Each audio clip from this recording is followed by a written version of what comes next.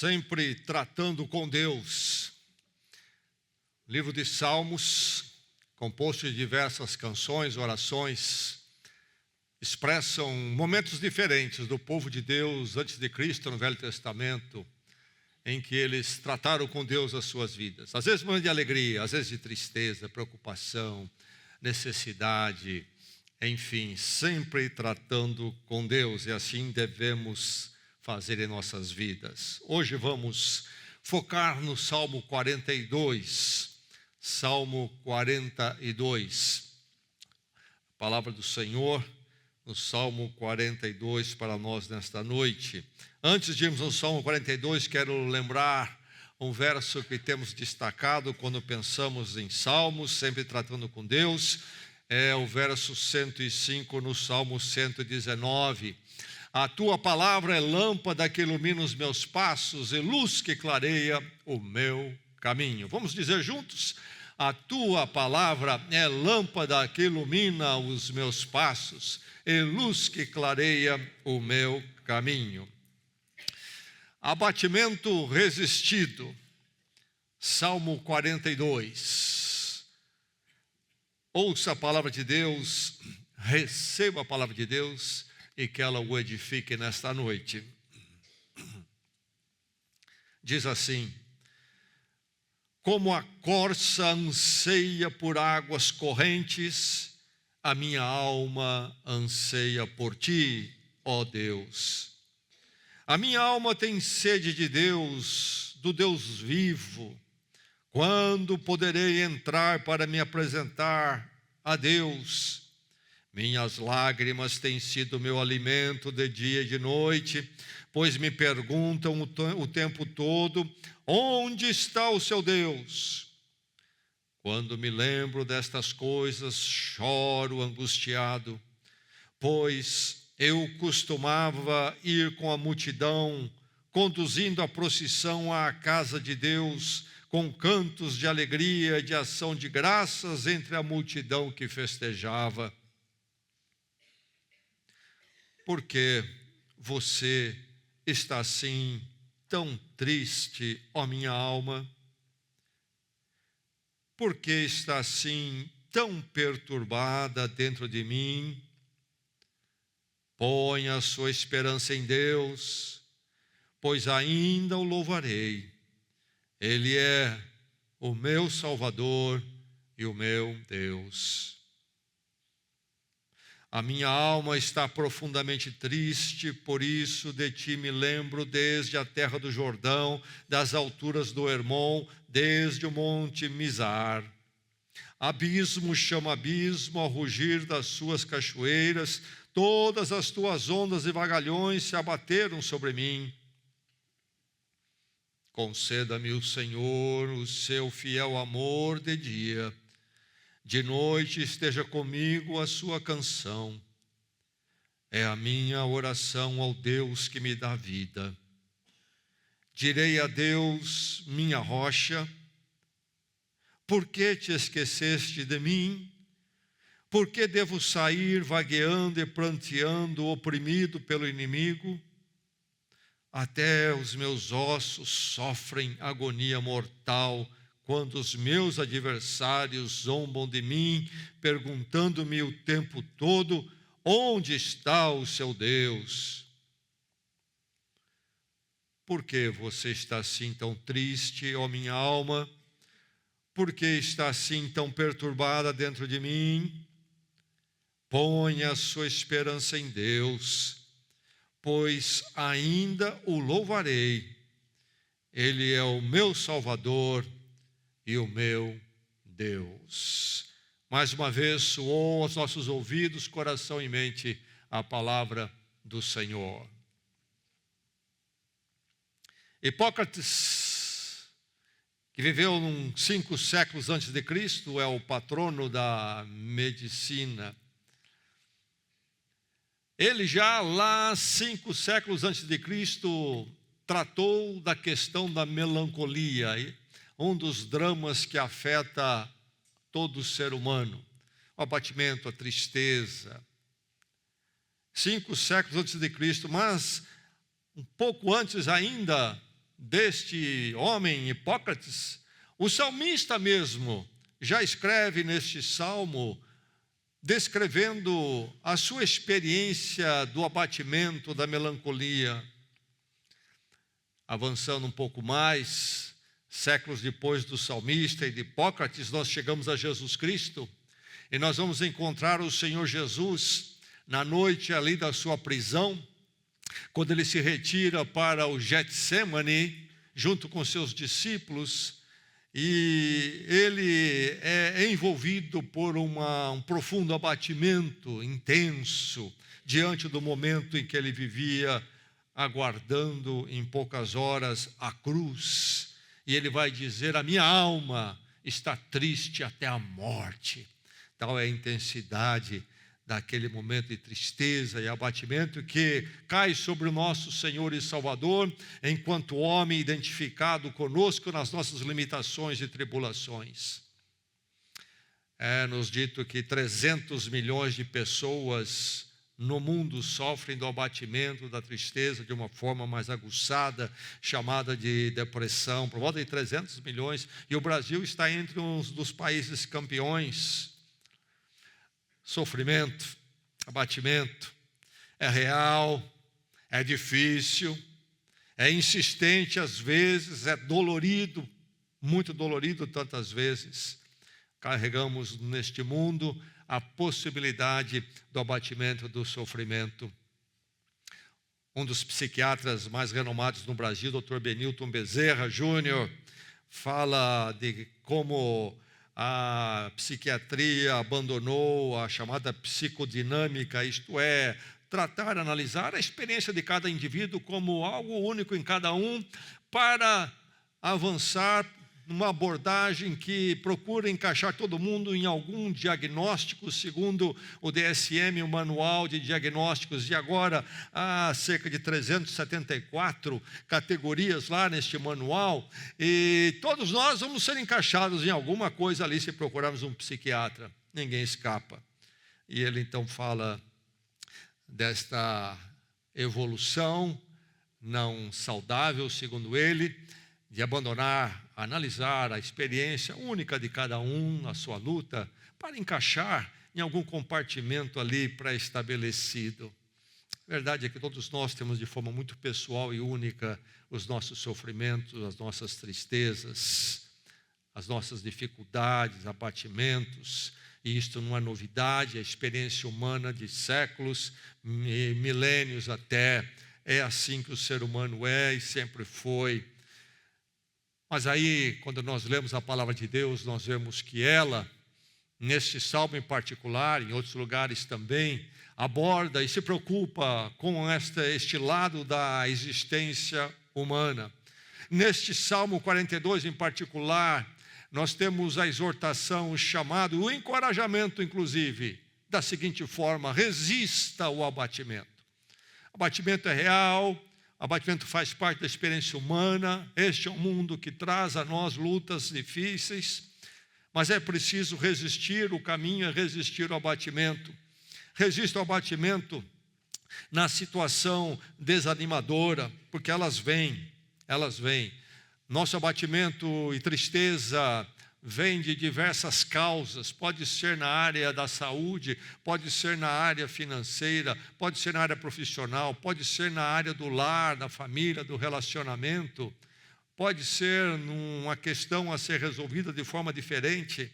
Enfim, situações desanimadoras batem à nossa porta com mais frequência do que gostaríamos, e às vezes de forma insistente, difícil, e que leva o nosso espírito até um esmorecimento.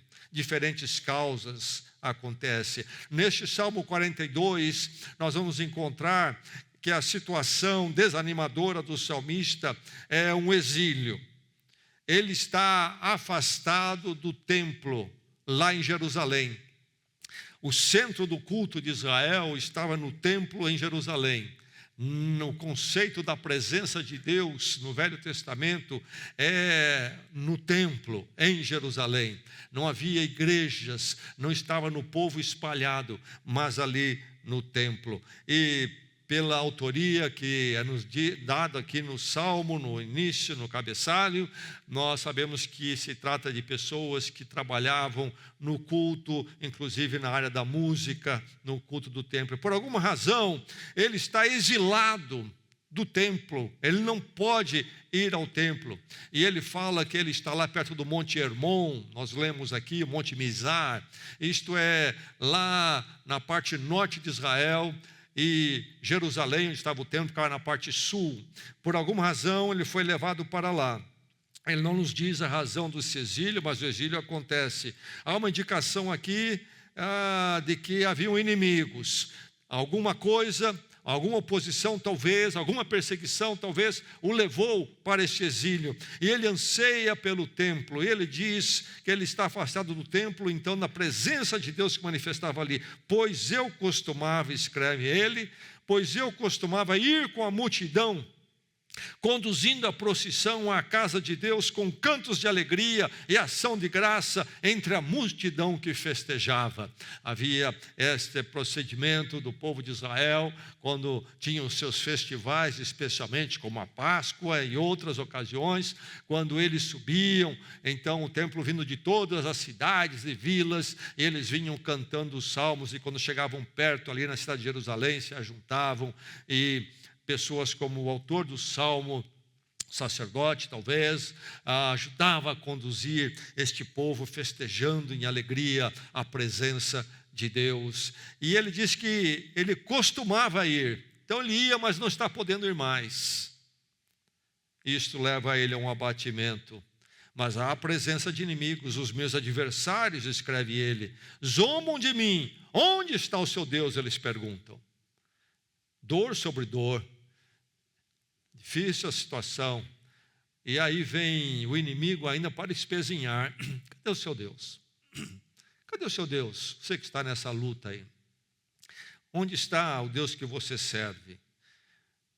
E nessa situação de exílio, há esse sentimento de abandono. Por que te esqueceste de mim? Pergunta ele a Deus, de forma muito franca e honesta. Por que te esqueceste de mim? O livro de Salmos é algo que penetra a nossa alma realmente, porque a oração dos salmos é franca e honesta. Os salmistas ou salmistas têm esta atitude de realmente escancarar a alma diante de Deus, um costume que infelizmente nós não temos, e nós nos cerceamos na presença de Deus. Eles não faziam assim. Por que te esqueceste de mim, ó Deus? Eu sinto um abandono, eu sinto que estou abandonado por ti. Mas eles faziam isto indo a Deus e não se afastando de Deus. Há uma diferença. Deus se esqueceu de mim, então tchau, também estou indo embora, não quero mais nada com Deus. Não, vou a Deus perguntar, por que te esqueceste de mim? Por que devo sair vagueando, pranteando, oprimido pelo inimigo? É a pergunta que ele faz a Deus. Aliás, na teologia, há a tratativa, aquilo que é chamado no latim, do Deus absconditus, ou Deus que se esconde. Deus na sua transcendência, nos seus caminhos infinitos, que nós não entendemos, tantas vezes parece para nós ser um Deus que se esconde. Encontramos essa expressão em Isaías 45:15. Lá é dito, és um Deus que se esconde, porque nós não entendemos o que Deus está fazendo. O Martinho Lutero, o reformador protestante, escreveu sobre este tema, ao Deus revelatus, ou Deus que se revela, quando nos é tornado muito conhecido, muito claro para nós que Deus está agindo, qual é a vontade dele, mas tantas vezes para nós é como se Deus estivesse se escondendo. Por que te esqueceste de mim? É a experiência e o sentimento do salmista. E aí está o salmista então nessa situação desanimadora. Resista ao abatimento na situação desanimadora. Tantas vezes você vai passar por momentos como ele, situação que desanima, situação que vem para abater. É parte da experiência humana, é parte do servo de Deus aqui no Salmo 42, lá no Antigo Testamento. Resista ao abatimento na condição agravada. A questão é que não somente vem situações desanimadoras, mas que muitas vezes vêm de forma grave, intensa, muito intensa. Nós encontramos o salmista aqui numa situação assim, uma situação agravada. A condição é muito difícil, não pouco difícil. Ele sente-se triste e perturbado. A pergunta dele: por que você está tão triste, ó minha alma? Pergunta que ele faz a si mesmo. Por que você está tão triste? Não um pouco triste, mas tão triste, ó minha alma. O interior dele está abatido. Por que minha alma está assim tão perturbada? Não pouco perturbada, mas tão perturbada dentro de mim. A condição está agravada. É uma situação realmente difícil de abatimento. Ele fala que ele tem lágrimas por alimento. Minhas lágrimas têm sido o meu alimento de dia e noite. Há choro constante neste homem, lágrimas correndo sempre. E ele diz: quando me lembro destas coisas, choro angustiado. Não é pouca tristeza, é condição muito agravada, e que começa a afetar o físico dele, inclusive. Até os meus ossos, diz no verso 10, até os meus ossos sofrem agonia mortal. E isto acontece mesmo, a tristeza intensa pode afetar a saúde. E aí, então, para encerrar essa condição agravada, ele está num deserto espiritual. Como a corça anseia por águas correntes, a minha alma anseia por ti, ó Deus. Começa o salmo no verso 1, lembrando que ele está lá na terra de Israel, uma terra árida, onde há a presença das corças, mas é uma terra árida, e às vezes a corça fica sem água, e ela anseia por água, precisa buscar água muito longe, e há uma expressão na corça muito firme, muito forte, da sede, da necessidade da água. Ele diz: como a corça anseia por água, assim eu anseio por ti, ó meu Deus. Um deserto espiritual, sede. A água de Deus não está presente, parece. Então, uma condição muito agravada, mas é preciso resistir, abatimento, resistir, na situação desanimadora, na condição agravada, sim, é preciso resistir, é o que ele faz. Resista ao abatimento com a confrontação honesta. Como resistir? Com a confrontação honesta.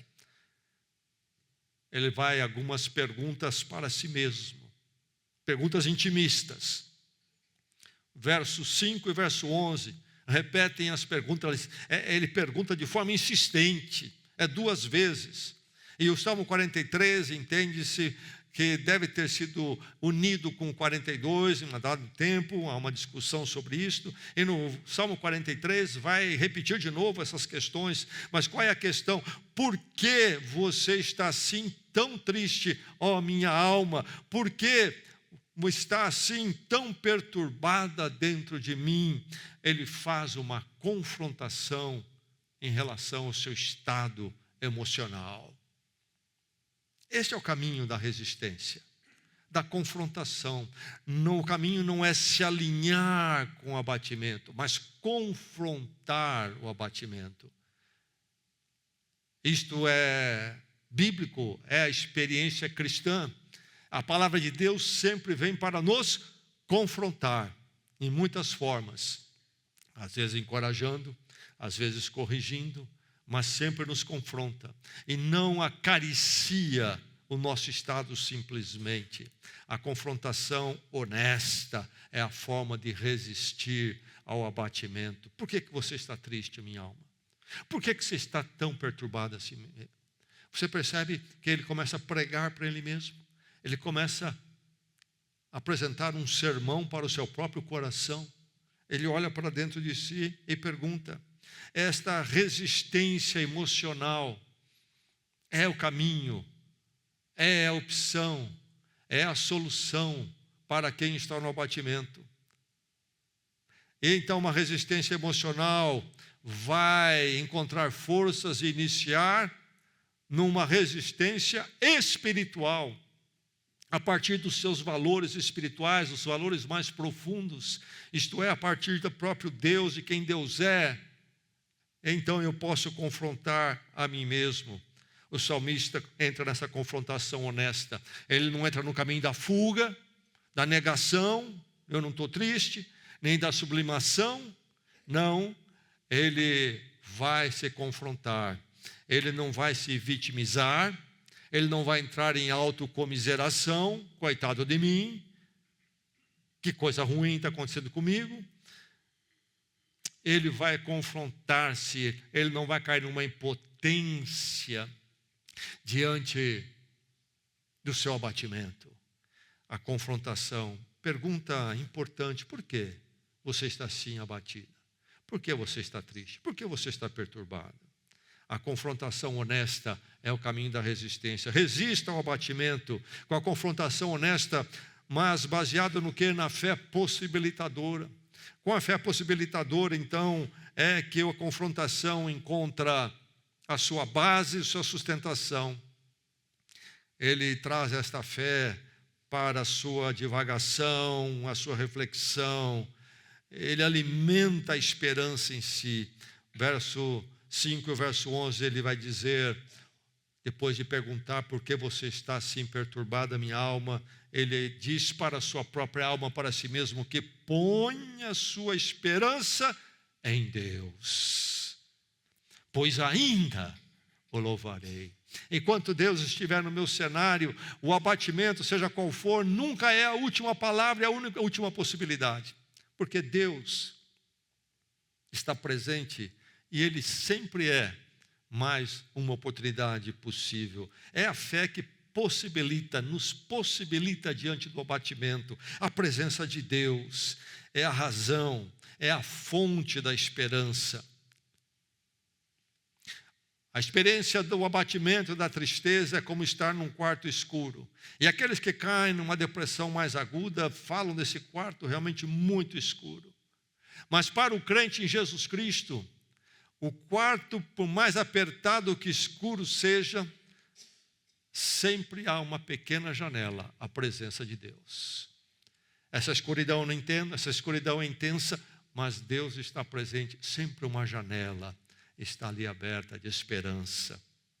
A fé possibilitadora é o caminho da resistência.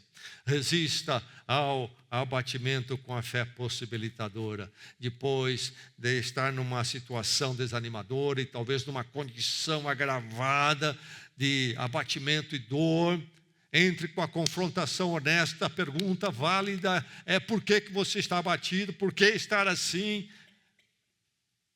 Não ficar conformado, mas questionar, exortar a si mesmo, mas não nas suas próprias forças, mas com a fé possibilitadora. Realmente eu sou pequeno, as coisas deste mundo às vezes podem ser tão difíceis que eu não suporto por mim mesmo, mas a minha fé está em Deus. Olhando para Ele, eu posso dizer: eu ainda o louvarei. Eu ainda o louvarei. Resista ao abatimento com o sustento divino. É nele que o crente tem como resistir ao abatimento. Diferente daquele que não conhece a Deus em Cristo, o crente sempre tem o sustento divino para buscar, clamar. O verso 8 diz, o salmista falando, orando: conceda-me o Senhor o seu fiel amor de dia, e de noite esteja comigo a sua canção. É a minha oração ao Deus que me dá vida. A graça de Deus, Deus que se manifesta em graça e misericórdia. Ele vem em Cristo, vem para ir à cruz por nós. Tal é o seu amor, a sua misericórdia por nós. A misericórdia, a graça de Deus é conhecida, a medida dela é conhecida por nós pela morte de Cristo na cruz. Como é grande a graça e a misericórdia de Deus. E nós que o conhecemos nessa graça em Cristo, Conhecemos um Deus de toda a graça, de toda a misericórdia. A Ele podemos buscar sempre. Conceda-me, Senhor, o seu amor fiel, o amor pactual. Amor fiel, duas palavras que falam do amor pactual, do Deus que pactua conosco. E a partir de Cristo, Ele pactua conosco em Cristo, Cristo crucificado. O sangue de Cristo é a aliança que fecha entre nós e Deus. Deus vai estar conosco sempre. Somos dele em Cristo, em toda e qualquer situação, e seremos eternamente. Nem a morte haverá de nos separar dele. Resisto ao abatimento com o sustento divino. Conceda-me o Senhor o seu fiel amor de dia, e de noite esteja comigo a sua canção. Eis a minha oração ao Deus que me dá vida. Sustento divino, nós que somos de Deus em Cristo, que já reconhecemos nosso pecado, buscamos o perdão, reconciliamos com Deus, não nos nossos méritos, mas nos méritos de Cristo por nós na cruz. Nós que somos dele hoje e para sempre, podemos comungar com Deus, e Deus tem nos deixado tantos meios de nos fortalecer no meio do abatimento, e não ficarmos entregues ao nada, mas podemos reagir e buscar vitamina, remédio. Como? Quais são os caminhos? Primeiro, o caminho do próprio salmista: orar. Orar. A oração está sempre à nossa disposição, nas horas boas e nas horas difíceis. Ir a Deus inclusive com até honestidade, se necessário. Por que te esquecesse de mim, Senhor? Cantar. Os salmos eram orações cantadas. Então este salmo foi cantado como uma música, mas ele fala de ir com a procissão, com ações de graças ao templo, o cântico do povo de Deus, o cântico que edifica o louvor, sempre presente em nossas vidas. Com que você enche o seu coração, se você está abatido, com coisas do mundo que vai deixar mais vazio ainda, ou você, por exemplo, coloca louvores para você ouvir e cantar junto. Encha a sua casa, louvor, adoração. A casa em que eu cresci, domingo de manhã, começava com a música de louvor e adoração. Acordávamos com a música tocando. Meus pais levantavam-se mais cedo e colocavam música. A minha esposa cresceu num lar que fazia a mesma coisa. E hoje eu acordo aos domingos, a música tocando lá na cozinha. Música de louvor e adoração. Ou será que você vai para a mídia social logo domingo de manhã, encher-se mais e mais daquilo que não enche e sentir-se mais vazio?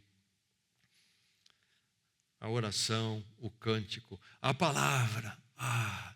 Ser confrontado pela palavra, no abatimento, como eu preciso buscar a palavra, me alimentar da palavra, verificar que a palavra seja a luz do meu caminho, lâmpada para os meus pés, luz para a minha alma, luz para a minha emoção.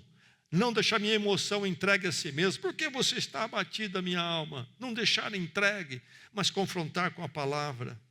O cultuar, ele sente saudades do cultuar com o povo de Deus. No nosso abatimento, temos oportunidade de ir à igreja e estar com o povo de Deus. Que hora preciosa. É triste ver muitas vezes, lamentável, que as pessoas, quando se dizem fracas, elas se afastam da igreja, quando deveriam se apegar mais e mais à igreja. A igreja do Senhor. Buscar alento no culto com o povo de Deus. E o culto do povo de Deus nos levanta, sempre nos levanta. Há algo que acontece quando o povo de Deus se encontra, que não acontece em outros momentos. Se realmente nós estamos com o coração no lugar certo, estar com o povo de Deus faz toda a diferença. Isso é bíblico. O Senhor Jesus Cristo, os apóstolos nos ensinam assim. E nós precisamos cultuar, nos fortalece, estar com o povo de Deus. O anseio do salmista é estar de novo com o povo de Deus. É estar de novo com o povo de Deus. Tantas vezes já visitei membros de igreja que não levava a igreja muito a sério e caiu numa enfermidade grave. E aí, qual é a conversa, pastor? Eu sinto uma saudade da igreja. Eu fico pensando, por que você não sentiu antes? Só agora que está impedido de ir que você sente saudade da igreja. Descartamos o culto da igreja com facilidade, com outros programas, com qualquer coisa. O sustento divino. Deus ministra a nós pelo orar, pelo cantar, pela palavra, pelo cultuar, pela igreja, que nos fortalece. Então, resistir com o sustento divino é o caminho. Matilda Nordveld é uma esposa de pastor que, há uns anos atrás, passou por uma experiência profunda de depressão. E depois de atravessar esse caminho difícil, ela escreveu um livro. Escreveu um livro intitulado Derrotando o Desespero e a Depressão. Finalmente, um dia, ela teve um encontro com um conselheiro bíblico, um conselheiro cristão, e ela narra a experiência dela no final do livro. Ela ouviu do conselheiro esta pergunta: você deseja ficar bem? E ela escreve: eu me surpreendi com essas palavras. É claro que eu queria ficar bem de saúde. Será que eu queria mesmo? Fiz um exame íntimo. Haveria vantagens em eu permanecer indisposta e por isso eu relutaria em sarar? Sim, escreve ela, sim, havia vantagens. Uma delas é que eu ficava livre de todas as responsabilidades fora do meu lar. E eu poderia me esquivar da igreja se eu quisesse, sem ser criticada. Eu estava com depressão. E também meu esposo me dava mais atenção. Meus 3 filhos também eram compreensivos e sempre procuravam pequenas coisas para me agradar. Desejaria eu desistir de todas essas atenções e compreensões e fazer face às sóbrias realidades da vida outra vez? Desejaria eu desistir dos meus períodos de autocomiseração, autocompaixão? Você quer ficar boa? Foi a pergunta. Eu respondi sim. Se eu tivesse respondido com uma negativa, acho que ainda estaria no túnel escuro da tristeza, do abatimento e depressão. Você tem certeza que quer se livrar da depressão? Então, primeiramente, livre-se da autocomiseração, autocompaixão. E deve se livrar da irmã gêmea da autocompaixão, que é a lamúria. E você está pronto a mudar o seu padrão de pensamento? Você deve obedecer à ordem divina para deliberadamente fixar sua mente no que é amável, puro e bom, em vez de fixar-se nas coisas negativas e desencorajadoras. Deseja você substituir a preocupação por segurança, entregar os seus cuidados ao Senhor e deixá-los nas mãos dele? Então você está desejoso de ver Deus em todas as coisas? Começará o seu dia com gratidão e continuará assim o dia todo? Aí está a experiência desta mulher no seu embate com o abatimento. Esse voltar-se para o alimento, o sustento divino, com a fé possibilitadora, confrontando-se a si mesmo e alcançando a vitória. Ela diz no livro que, às vezes, o abatimento bate a porta do seu coração, mas a resistência, olhando para o sustento divino, é o caminho que faz com que ela não recaia, prevaleça e viva uma vida normal. resistir ao abatimento. Resista. No Senhor você encontra um padrão de vida mais saudável. O verso 11 diz: por que você está assim tão triste, ó minha alma? Por que está assim tão perturbada dentro de mim? Ponha a sua esperança em Deus. Esperança em Deus. Pois ainda o louvarei. Ele é o meu Deus e o meu Salvador. Oremos. A nossa pequenez, Senhor, do nosso mundo de contratempos e dores, a que nós chegamos a Ti. E ao ouvir a Tua palavra, Senhor, pedimos que o Senhor aplique a necessidade do nosso coração nesta noite. O Senhor conhece aquele que vive um abatimento mais profundo, chega aqui. O Senhor sabe daquele que não está nesse momento, mas a qualquer hora pode entrar, porque vivemos neste mundo difícil. Ensina-nos, Senhor, a lutar com as Tuas armas, a lutar na dependência de Ti, e que em Ti, Senhor, nós possamos sempre prevalecer sobre o abatimento. Que em Ti, Senhor, jamais sejamos derrotados, jogados ao chão, mas possamos sempre avançar e resistir. Pela Tua graça em Cristo, Senhor, pedimos, nos fortaleça, abriga-nos nesta graça, que ela esteja sempre diante de Ti, a Tua presença graciosa, o Teu amor fiel. E obrigado, Deus, pela verdade de que o Senhor sempre irá conosco, porque somos Teus em Cristo, e é nele que nós oramos. Amém.